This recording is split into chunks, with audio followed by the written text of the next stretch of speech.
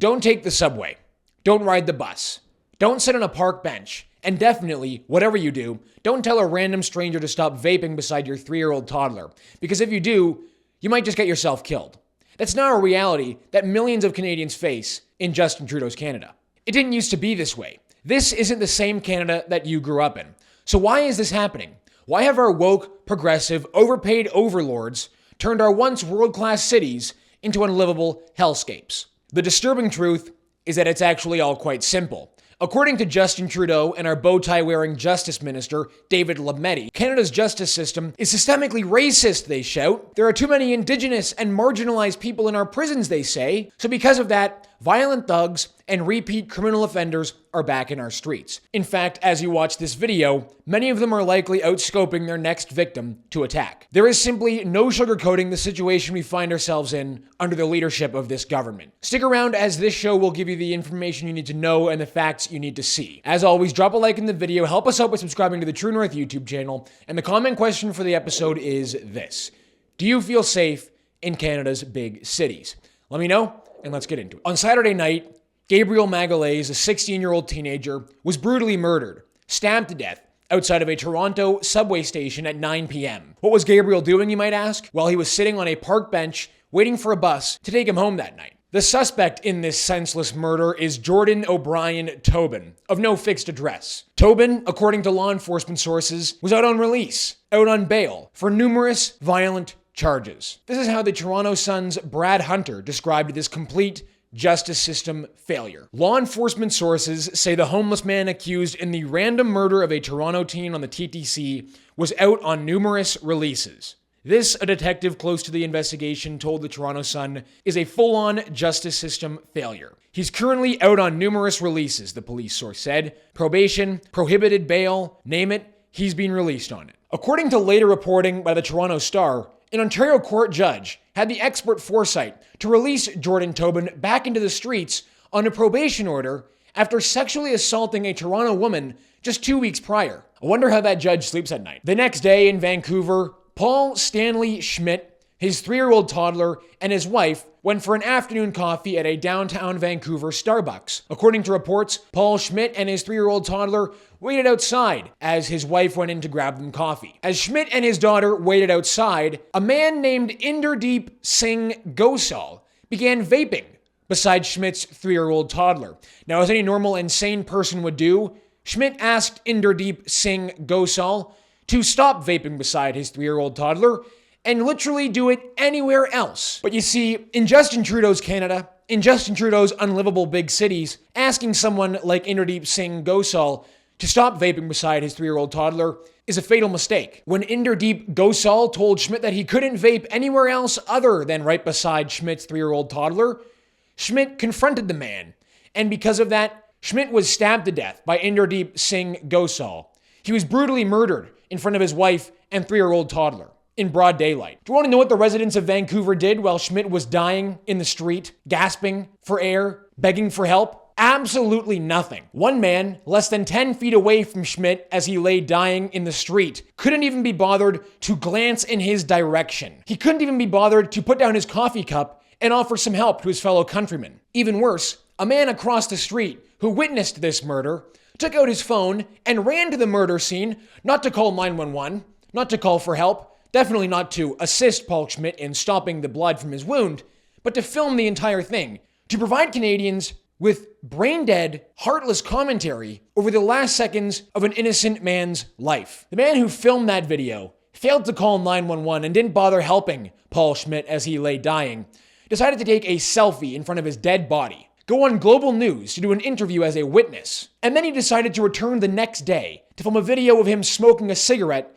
at that same exact spot. Well, what do these two murders on Saturday and Sunday have to do with Justin Trudeau's Canada? Well, the first, the murder of 16-year-old Gabriel Magalhaes on a park bench in Toronto, is a complete and total justice system failure, thanks entirely to Justin Trudeau's woke catch-and-release policies in the name of fighting systemic racism in Canada's justice system. The second, the senseless murder of 36-year-old Paul Schmidt, is a perfect example of the climate that has been created by our leadership in this country. A climate in which helping a fellow Canadian dying in front of you is no longer an accepted reality of your civic duty. In fact, you're actively encouraged to not do anything to help people. You're actively encouraged to not do anything to stop a violent crime from taking place. Because in this country, self-defense is completely illegal. Furthermore, we've created a climate where it is even acceptable for someone to think that taking a selfie in front of a dead man's body is somehow normal. It isn't normal. This isn't Canada. What is really going on here? Why have Canada's streets under Justin Trudeau's leadership descended into unlivable chaos? Well, back in 2018, the Justin Trudeau government passed Bill C-75, an act explicitly designed to get accused criminals back onto the street as soon as possible. Don't believe me? This is how the Library of Parliament summarizes the legislation. Modernize bail practices and procedures by providing that any bail decision must give primary consideration to releasing the accused at the earliest reasonable opportunity and on the least onerous conditions possible, and by requiring special consideration to the circumstances of accused persons who are Indigenous and members of vulnerable populations. Primary consideration to releasing the accused at the earliest possible time. Not primary consideration to you, or me, or Paul Stanley Schmidt, or Gabriel Magalhaes. Not to them, but to the accused. The Trudeau government's assault on the justice system in this country didn't just stop at Bill C-75. In 2021, not being satisfied with getting criminals out on the street as soon as possible, the federal government passed Bill C-5. And let me just explain to you about what Bill C-5 is really all about. According to the text of the legislation, Bill C-5 would shrink mandatory minimum sentencing to address the over-incarceration rate of Indigenous peoples as well as Black and marginalized Canadians for such crimes as using a firearm or imitation firearm in the commission of an offense, possession of a firearm or weapon knowing its possession is unauthorized, possession of prohibited or restricted firearm with ammunition, possession of a weapon obtained by commission of offense, weapons trafficking, possession for purpose of weapons trafficking, importing or exporting knowing it is an unauthorized, discharging a firearm with intent, discharging a firearm recklessly, or robbery with a firearm and extortion with a firearm. That's right, so the Trudeau government wanted to make sure that criminals who were sentenced for crimes like that are brought out back onto the street as soon as possible, while also banning legal handguns and hunting rifles from those legal gun owners. Now, why is Justin Trudeau so committed to catch and release policies like this? Why does he want accused to be brought back onto the streets as soon as possible? Well, the government doesn't hide their reasoning. They state it plainly on the government website. The government recognizes that there is systemic racism in Canada's criminal justice system. We have heard Canadians, the courts and criminal justice experts, and seen evidence of the disproportionate representation of Indigenous peoples as well as Black Canadians and members of marginalized communities, both as offenders and as victims. That's right, it's because the justice system is systemically racist. That's why an Ontario court judge granted release to Jordan O'Brien Tobin, a homeless man, so that he can go and kill 16-year-old Gabriel Magalhaes. Think about that.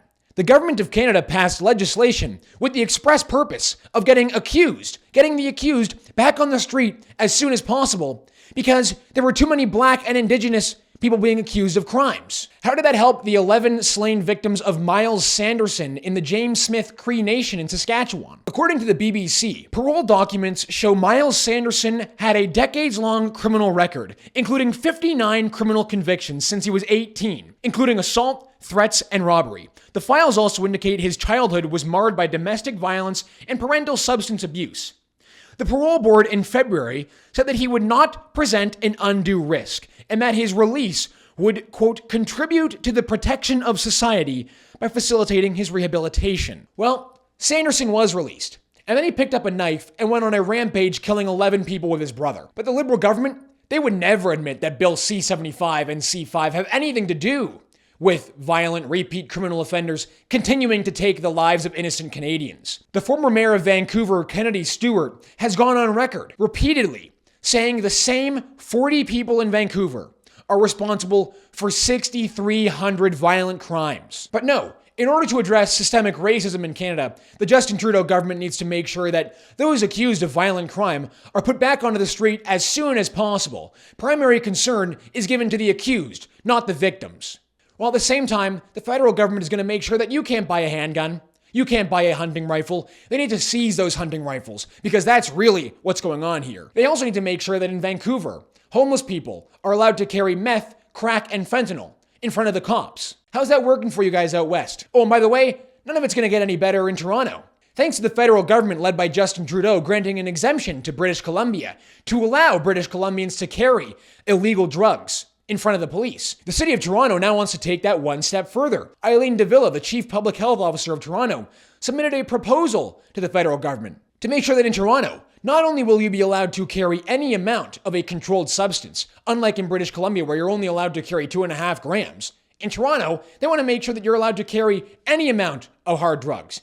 And go even further. They want to make sure that anyone in Toronto, including children, including youth, are allowed to carry any amount of hard drugs. Are any of you getting demoralized about this yet? I know I am. We'll be handing out the Ratio of the Week award to a deserving winner next week, but this is not the episode to do that. It's time that we take a pause for a moment of genuine reflection and ask ourselves if this is the kind of country we want our children and our grandchildren to inherit. Where has our sense of civic duty gone in this country? Are you going to be the man that sips his coffee as Paul Schmidt dies in front of you? Are you going to be the effeminate loser that takes a selfie as a fellow countryman dies in his own pool of blood? Something is deeply wrong in this country. Something poisonous has entered this country, and we're seeing the results of it. We need to step up as a country, together. Look out for one another. If you're struggling, if you're depressed, go get some help. If you know someone who's in danger of falling into a trap, help them out. It was politicians on both sides of the political debate that got us into this mess. It's not going to be them to get us out. It's going to be on all of us. 2 GoFundMe links have been set up to help the families of Paul Stanley Schmidt and Gabriel Magalhaes. They are in the description of this video. Please, if you can, donate and share. My name is Harrison Faulkner. God bless you all, and this is Ratioed.